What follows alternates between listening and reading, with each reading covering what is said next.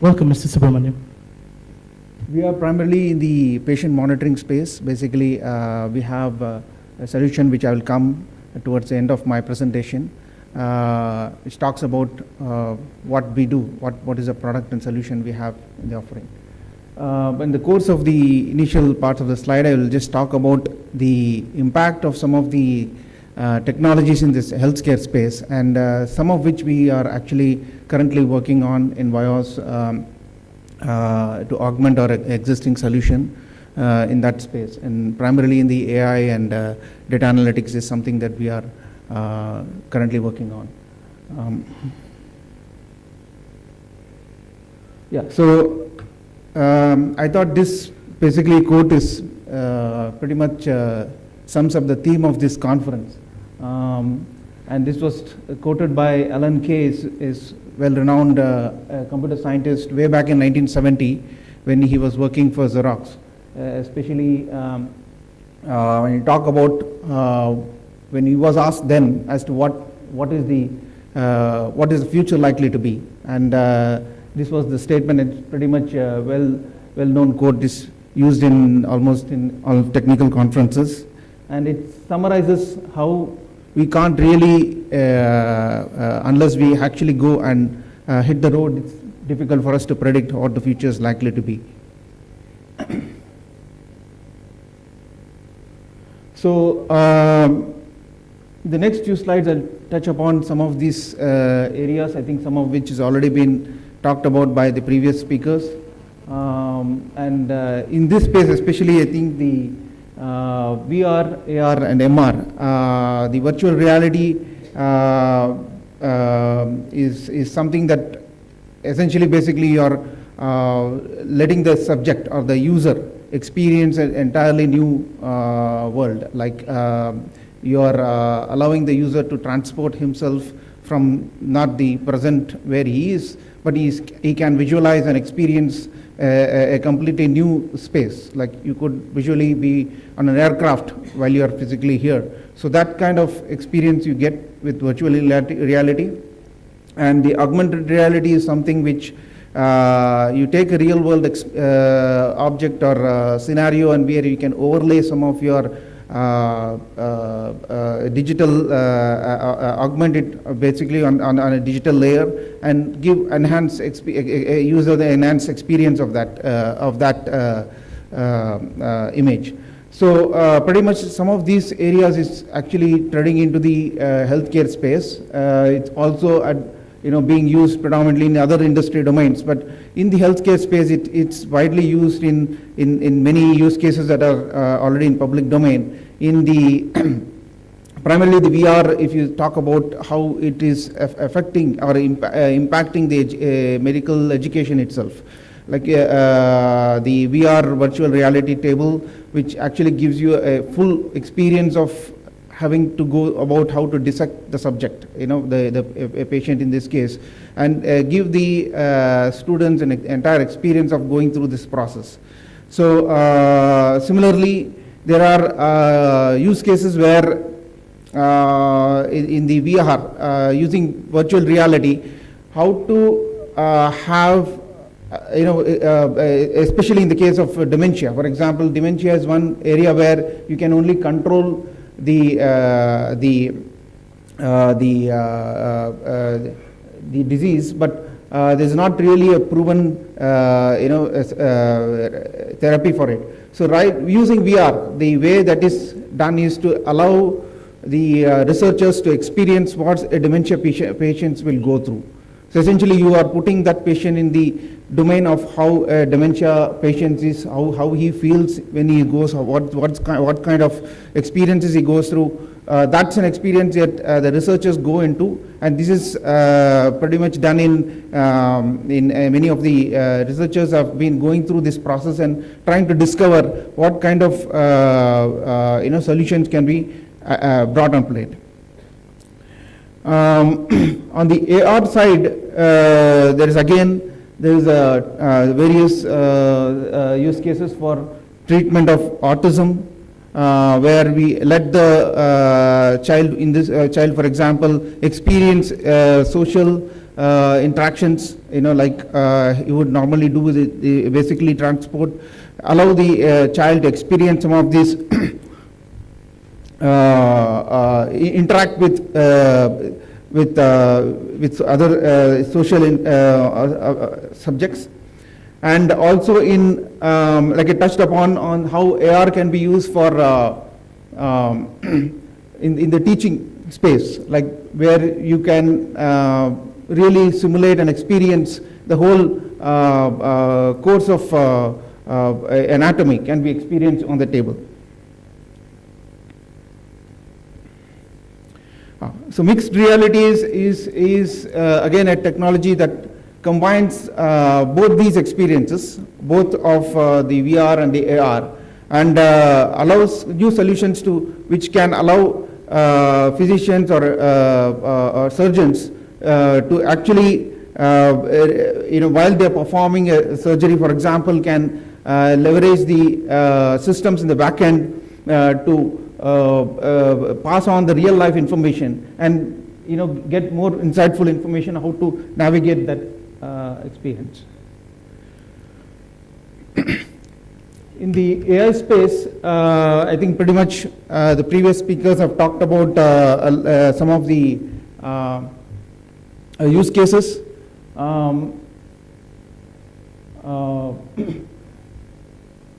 Essentially in the AI is we see that hospitals have a significant amount of data to churn. There is actually physical devices, there are wearable devices, there are existing systems that actually collect data.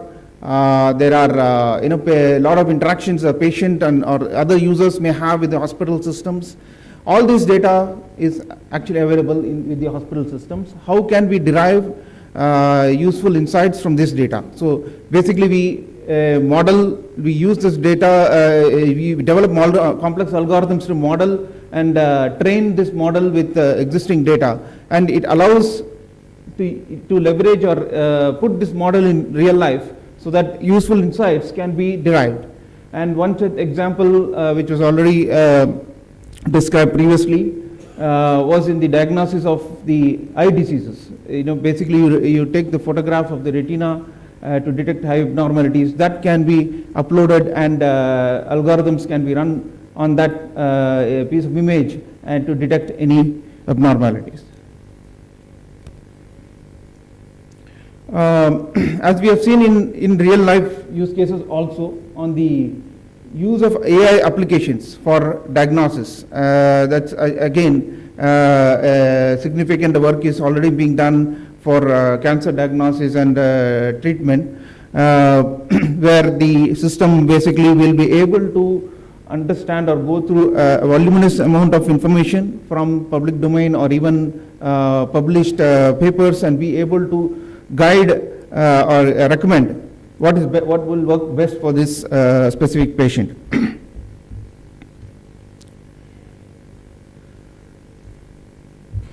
Yeah, so this obviously a lot of this data that I talked about, which is today a flood of this data comes from sensor devices that typically are wearable devices worn on patients, or devices that are there in clinical environments. Some of these devices which provide continuous monitoring devices, monitor the medications, even for monitoring EEG, or there are systems which will allow you to manage pain or migraine through acoustic simulation. So these are some of the devices already in thing, and I'm sure that more and more sensors, wearable technology or IoT can disrupt this space. There's another interesting project which is done and which is in the very advanced mature stage, is where the one of the problems with using sensors is the patient discomfort in whatever ways we may.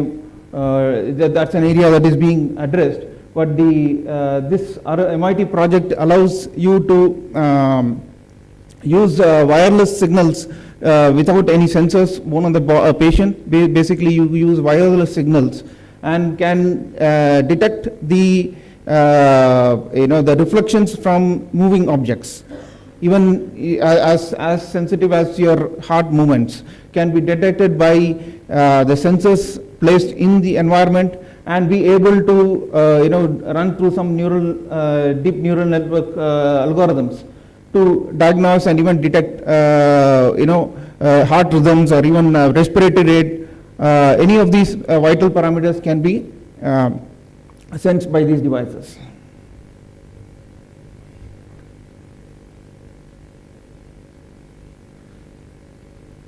So at this time I'll talk about what we have basically in the next year or so. Is basically we have a solution which is again a wearable device which is worn on the patient's body, and currently it gives you a lot of, it derives a lot of information from the patient, like the ECG, the pulse oximetry, the oxygen level saturation, the respiratory rate, the posture of the patient, and also indirectly we are working on ability to capture the blood pressure from without a cuff. So some of these inputs are gathered from these sensors and then can be pushed to a bedside monitor which is at the patient's bedside, and that data can be also be analyzed and at the bedside itself, and that data can also be pushed to a remote center from where you can have a dashboard for a clinician or physician to look at the patient data streams. All these products are all US FDA approved, and we are also working on several integration with third-party sensors and integration with the hospital systems. At this time, we are also working on some of the areas I touched upon in the data analytics side. We are looking at how we can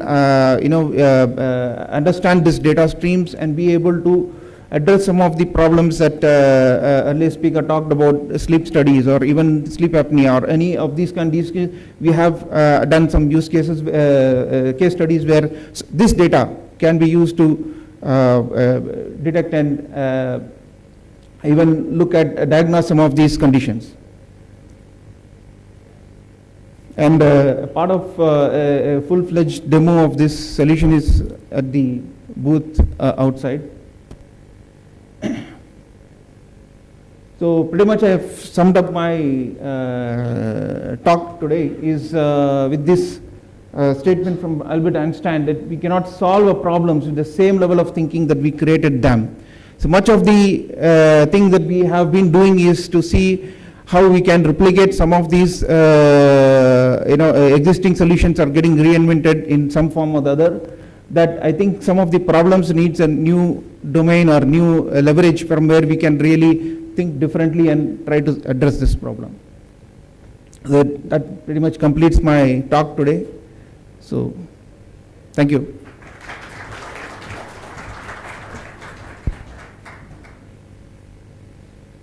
Him with the trophy, please.